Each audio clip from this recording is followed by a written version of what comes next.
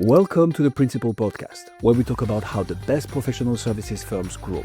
Whether you're looking to scale your firm or learn from the stories of founders and leaders who've done it, you're in the right place. Join us as we interview the best leaders in professional services. Let's get on with the show. Joe, one of the things I like to do when I talk to somebody is get an understanding, a bit of who you are and your background. Share with me about Let's Talk Talent. Well, I'm not going to tell you world peace because we'll kind of be here. Okay. But For a I long suppose, time. yeah, exactly. But I thought I'd kind of start with why I set the business up, because if you'd asked the Perfect. 21-year-old me who came out of Bournemouth University doing a media degree, that I'd be Okay. sitting here at 52 talking about setting up a business around talent management, I'd have thought you were balmy. I really would, because it was never my ambition to set up a business. Okay. I'd seen that with my father, and I'd seen how he'd driven a business, but I wanted to work in-house. So I worked at the BBC, I worked at Channel 4, I worked globally for Talk in both in business, so operational type roles, as well as HR. Okay. And what really struck me was that fundamentally businesses for me are broken because they really focus on driving performance and productivity. And it's still, we're in this kind of industrial way of looking at work. Would you find it's more they're looking at task-oriented activities where they're saying, 100%. okay. So you got into consulting and started Let's Talk Talent, and the main motivation to do that was because of your observation of how things were working and you felt there's a better way to build this mousetrap? Yeah, I felt that we don't think about potential. We don't think about that everybody is talented. It doesn't matter what background, what education, what's happened to you in your life. That's not valued in organizations. What's valued in organizations is skill, productivity, performance KPIs. So I wanted to build a business that kind of did both, that helped organizations drive that high performance culture and understanding of what high performance meant in a modern workforce, but then juxtapose that with unlocking the potential in people and giving that autonomy and accountability to individuals to drive their career. So that's what we do as a business. We help organizations get, keep and grow brilliant people. And we've been doing that for 11 years. And it's my passion. It's what I want to be known for, rather than be known as someone who worked in a business all my life. Right. Well, I mean, obviously success is following you because you got an award in 2023, so you're doing something right. And Yeah, keep we up the actually good won work. we won 2 awards in 2025. Oh, wow. We won HR Consultancy of the Year and HR Learning Provider of the Year. So yeah, we hopefully are doing Outstanding. something right. You got to feel good about that. I do feel All right. good. Yeah. So tell me, what problems do you feel you solve for your client? I think we try and make the complex simple, right? So I think what a lot of people focus on is one area of HR. So they think about, pay, rewards, Benefits. yeah, 100%. I think what we do really well is we create the join up around employee experience, and we look at it from a customer lens. So when you go Okay. on to Amazon, for example, and you think, oh, I've had to get some olive oil for the dog, right, recently for his ears, right? It's Amazon, like the marketplace, throws up multiple different ear olive oil things, right? Correct.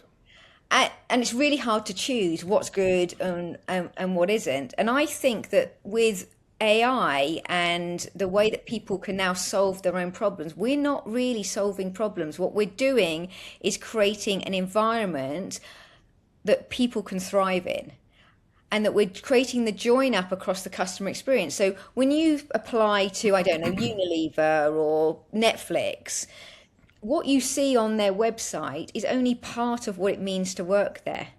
When you go for your interview, that's part of what you see. When you join on day one, that's part of what you see. If we create different experiences throughout that, then you're getting only one view. What I want to do is say, from the minute you see on the website what it means to work for me, that feeds all the way through how we develop our people, what the leadership means, what the culture and the values are. And I think that's what we do really well, rather than looking at it, okay, well, we only do careers, or we do management development, or we do coaching.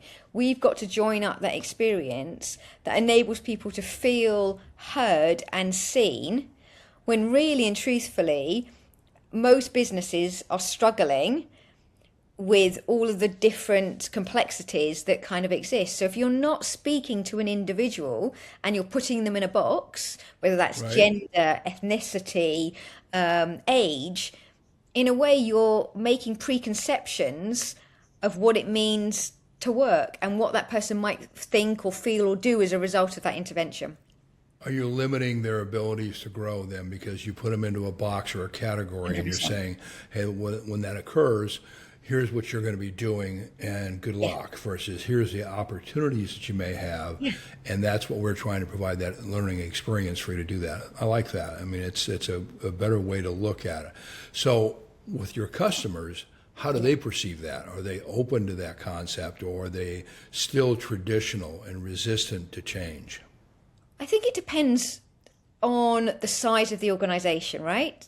So we do a lot of work with SMEs, so startups to scale ups, and you normally have founders like myself who have set the business up for a purpose, and they want to create that unified experience, but they don't have the money, they don't necessarily have the expertise, and so they would use us to create that for them so that they can scale and grow fast. Okay. I think when you work with the big enterprises, so we've worked with Warner Brothers Discovery, for example, Nokia, Vodafone, you tend to work with one area rather than the whole. So the whole is managed by like a group function. And I think that's hard to permeate. And I think that people that work in those group functions find it really difficult to make tangible change because there are so many microcultures that kind of exist. They definitely exist. And so as you look at your customers, what's your sweet spot? I mean, is it a company that's 500 employees or less, a larger corporation? How do you target your prospects?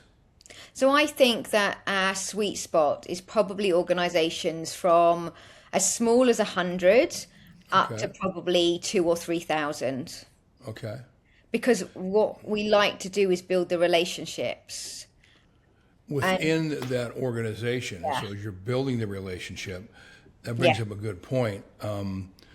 How do you, not only, we'll get into how you find your clients in a second, but I want to understand who makes the decision for most of the clients you work with. So let's take first the smaller organization. Is it the founder or the principal? And then you get to the 1,000 to 2,000, you have to go through a hierarchy of contacts to get to an eventual decision maker. It's a really, really good question. And I think it depends on the autonomy and the credibility of who's reached out to us. So if you think about our buyer, we've probably got 3 buyer personas. We've got Chief People Officer or HRD. So they are the person that's running a team. They will probably report in at the C-suite. They're working with a CEO or an MD or a CFO. So they're number one. Number 2 is a business leader. So a founder of a startup to scale up. An MD of a particular business unit, a director of a particular business unit. And then probably our 3rd persona is, in bigger enterprises, the HR business partner, head of HR, head of talent, learning and development. So I think. Go ahead, please. No, so I think when we're targeting, we're not only looking at the talent for the future, but we're sort of in a way looking at who's making the decisions, whether it's from an HR perspective, and the majority of our clients are HR led. Right. But then when we've built and done work directly with a business leader, they'll come back to us and we'll work through them. Okay, so that's a question I was going to get to a little bit later about your retention capability, but let me go back for a second. You think about how you acquire your customers. there's so many different methodologies you could use. 100%. You have referral people that have used you at another company and say, hey, Yeah. Joe and this group is unbelievable. You want to bring them in, Yeah. and they give you the name of someone, so it's a warm pass-off type lead prospect. 100%. Yeah. Then you've got technology. You can use the internet, and you're using it to do marketing, or you're using it through some Yeah. medium like a LinkedIn or something. Someone saw your information and they go, hey, I Yeah. want to talk to Joe. They also could do it through marketing. I mean, do you guys directly send out marketing distribution through email or marketing campaigns? Yeah. And then finally, I mean, have you ever looked at the medium like we're on right now, like a podcast, where Yeah. you have the ability to generate activity because you're getting a message out that people are interested in? Yeah. So tell me currently, which of those channels of distribution are the best for you in getting new customers? So we use all of those channels. So Okay. we have a YouTube channel. So if I think about where we acquire clients, you've got new. So if we look at new business, Right? you've got awareness through our newsletter, through our LinkedIn, so social media, through our website, through webinars, white papers. There's a plethora of content that we've created, and we've done that for years. You know, on our website, you can download any of the models, white papers, and that in a way builds a foundation. So some of our Okay. clients have been on multiple webinars, downloaded multiple white papers, and then when they're ready to buy, they press the contact us button on the website, or they email me directly, or so that's probably building awareness from grassroots. So people might have, Okay. that's really important to me. And that's giving All back to right. the HR community. Wonderful. Retention, so retained business is also very important, and we probably retain 75% of our clients year on year, Okay. and that's through the relationships that we have and the work that we've done. So if I establish a relationship with you and I'm a company and you come in and Yeah. you go through your process and your program and we start to see results that are positive, we're not losing Yeah. people, they're more likely Yeah. to stay employed, they like the environment and all that good stuff. Is it an annual contract? Is it just a contract and it has a period that's defined for rolling out your program? And then after that, you just monitor the success? Tell me how that works. So basically, we have a few long-standing relationships that we would have an annual contract with, and they're probably the longest. So one of our longest is 7 years that we've worked with them when we run all of their management programs. So, that's done on an annual basis, and Well, think about that. What a great proof source. I mean, here's what we've 100%. done. I mean, that's huge, and that's great to have that testimonial. I'm sorry, continue. No, absolutely. Most of our contracts are, so it depends. So if you do a piece of consultancy with us, we will always do a wash up where we'll ask for Okay. feedback, Right? and we'll give qualitative and quantitative data in relation Okay. to that, and we will say you've done this piece of pathway project with us. Actually, some of the things that we found in discovery when talking to you was actually you'd be really good at maybe linking that into deeper management and leadership training. So we try and traditionally upsell, right? You try and upsell, Right. do it in a very consultative sales way.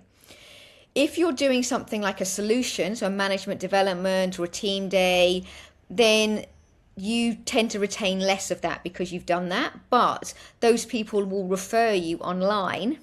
So when we're a member of HR Ninjas, for example, so when someone says, do you know a management, someone who's done a management, talk to Joe at Let's Talk Talent, and they did a really good job. So, and then the other thing is that if someone leaves and they've done a project with us, then they may take us with them, which they've done, and we've seen a real uptick in that. The most reward you get in your business is when someone you've done work with, they leave for whatever reason. It could be they don't want to 100%. grow and go somewhere else. But they make sure they bring you in. And that's the testament that says, hey, I know I did a good job. I impacted them and their business there, so much so that when they went to another opportunity, they wanted to 100%. replicate that. Yeah, that's 100%. the greatest satisfaction. What about right now when you think about the culture that we're involved in and the change for some of these companies? How do they manage that concept from when you first contact them to them finally agreeing to work with you? So what's the transition? What I might call your sales time, your lead Yeah, time from yeah. contact to agreement. What are we looking at?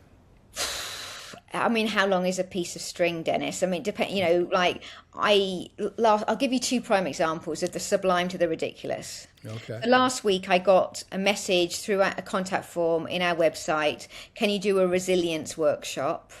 Literally, can you give me the costs and give me a breakdown of it? Within 24 hours, they came back and said yes. Right? There you go. Right? So easy peasy in theory, right? Whereas another client will remain nameless. It took us 2 years to convert them. We probably did, I'm not kidding you, 12 variations of the pitch document, talked to multiple people, and then once we'd, I don't know what happened, they found the money. 2 years later, they signed. They finally tipped over. So you can't predict it. You can think something, especially now where everyone gets on a call. You must find this, and they go, "It's really urgent. You know, it's end of budget year, or it's we promised that we Planning do for next year, right? 100% right." And then they go, "Oh, we haven't got the money," or we need to take a little bit more time. I've been asked to go out and get 3 quotes. Rather than, I feel that some of the honesty around timescales has gone, and I think some of the etiquette, if I can be really honest, has gone with people not coming back. So the amount of deals that we put ghosted in our CRM, not even replying to a proposal after multiple sequencing, infuriates me, because I just think I've been It's on the other rude. side. It's rude, and I don't understand why you would waste someone's time. So I find that my sales director's is like Teflon. He literally, whereas I get a little bit more emotional about it, and I'm like, but it's wrong. Tell me, even if you don't have to work with me at all, but just tell But at me. least be upfront, be candid with me. 100%. You You know, know, I'd rather have you tell me no and say, here's the rationale and the reason why, yeah, and explain it. And, I may not agree, but at least you have thought the process through versus, well, let me think about it. I'll talk about you some more. yeah, And then follow up with me and follow with me. And then they don't answer, they don't reply. And you just want to go, are you kidding me here? Come on. yeah, I mean, exactly. just call it like it is. I'd rather have that. So as you navigate through that and you figure out, okay, how am I going to get this client? Yeah. You talked about retention for long-term partners.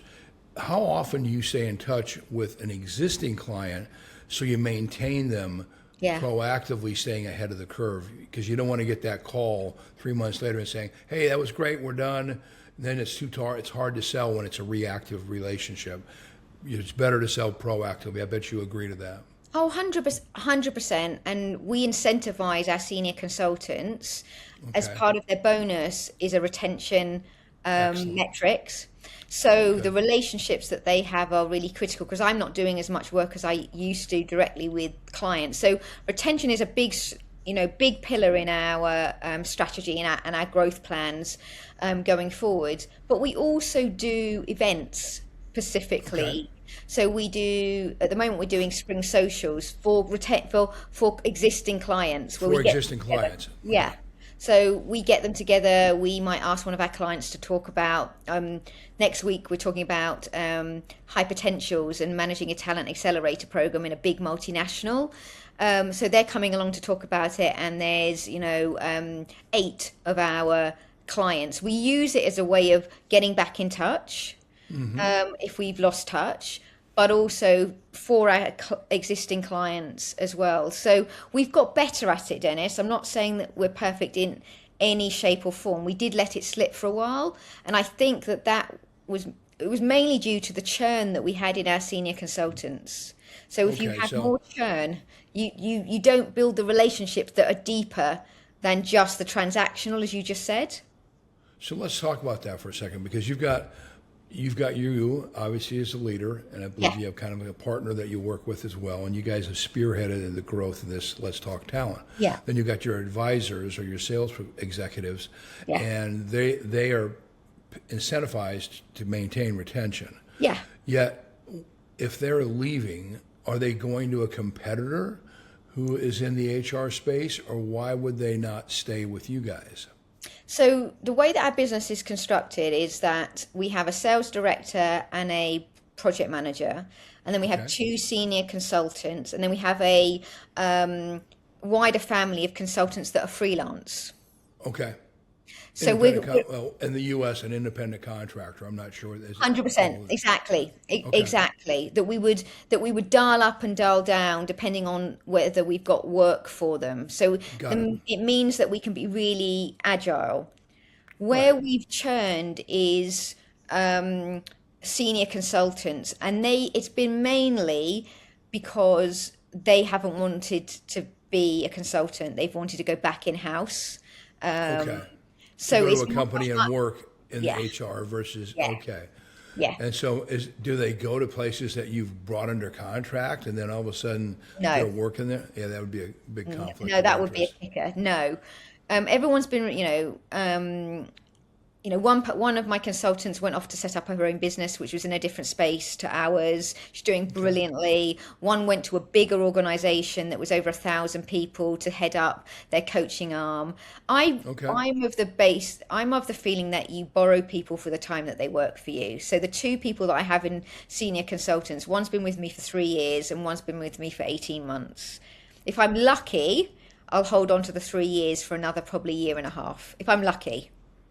Right, and so you're always sourcing for new employees, I Yeah, imagine. yeah. I'm Constantly thinking about what recruiting. that panel. Yeah, Okay, so back to the other item, where you said you had uptime up to maybe 7, 8 people that you will share a group together collectively, and they brainstorm ideas, and then Yeah. kind of like a mastermind type concept. yeah. And how do you do that? What's the form you use? So we do it face to face. We do it over an hour and a half over lunch. We buy lunch, and we do it very informally. So we ask someone to do a provocation. We then have a conversation, and then we write it up and we send it to people. So very much about, we're sharing this with you because we think you're going to really like this person talking. They come because they want to network, and we want to catch up. But it's not deep enough that it's a lecture or there's slides or Right. it's recorded, and so Right, it's not too very formal. it's very informal. But Good. where we also find, and I don't know if you've been seeing this with other clients, is we've set up a WhatsApp group for discussion with clients and with Okay. potential Yeah. prospects, and I have one sharing person who does information. that, yeah. Yeah, it's really So, good. when you think about right now, where is there like a quagmire or a position where you're stuck Yeah. trying to grow your business? Yeah. Is there a point where there is, something that's holding back from expansion for you? Is it more Yeah. sales executives, or is it more distribution of your message to get out to more people? Where are you observing right now where you might have a little bit of It's a really good question. headwinds? So in January, we launched our international operation in the UAE, so in Dubai. We're starting Okay. to look at expanding outside of mainly Europe and the UK is where we operate currently. We went and did a really good launch. We had 60 people there. We've got a guy on the ground who's making introductions and doing business development, and then Mr. Trump decided to. Right, that put a booger in everything, basically. So Yeah. so that's where we're probably 6 months behind where I would want to be in terms of that international plan, and that's where I feel my biggest growth opportunity is in expanding and taking our uniqueness and our bespokeness into a different marketplace. Well, then how do you plan on providing that even through all the nonsense that's going on, and we're not going to get into that dialogue. But I think the one thing that, because a lot of us have the same feeling, but I mean, the one thing I encourage you to understand is you shouldn't let, as much as you can, and it's not totally possible to ignore the obvious, but I would say that how are you going to get your message out to those people that you think you just opened the door and now it's wedged just like that open. You want to open it up. So how do you do that? You're totally right. And we have been doing that slowly, but we've been really respectful of the culture and the fact that a lot of people left that we had connections with. And also there was a tranche of people that lost their jobs. So we're being undeniably kind, and we've offered some coaching, and I've done some free webinars. Smart. And so over the next couple of months, we're building a LinkedIn campaign with video around some of the key topics in the UAE. So emiratization, did the 2031 strategy. And so we're going to start to talk about it. So over the next 3 months, before we go and visit again in September, so I'm going out for a trip in September to start again.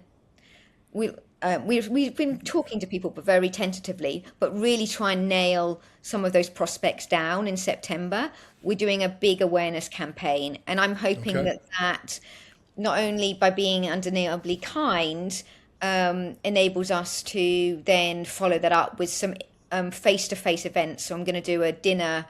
I'm going to do I'm going to do a masterclass for HR professionals. So I'm going to show them what they're buying when I'm on the ground.